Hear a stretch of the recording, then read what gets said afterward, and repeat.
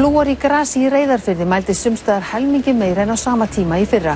Þetta þriðja sumarið sem áhyggju vakna vegna flúors frá álveri Alcoa. Flúormengun frá álveri Alcoa mældist yfir mörkum fyrir grasbíta sums staðar í Reyðarfirði í síðasta mánuði. Þetta þriðja sumarið í röð sem áhyggju vakna vegna flúors. Sumarið 2012 mældist flúor í grasi yfir mörkum fyrir grasbíta og var það rakið meðal annars til bilunar í mengunarvörnum og eftirlitsbúnaði.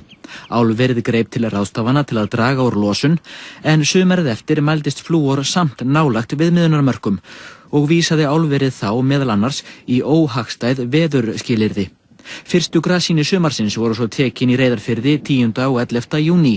Álverið hefur kynnt bændum niðurstöðuna og samkvæmt heimildum fréttastofu styrkur flúors mikill í þorpinu á Reyðarfirði og á Kollaleiru. Sums staðar næstum helmingi meiri en á sama tíma í fyrra en lækkar þegar innar dregur í fjörðinn. Ástandið betra á sauðfjárbýlinu Sléttu og í Áreyjum en flúor í grasínum þaðan ekki yfir mörkum og mengunin ekki talin hættuleg fólki.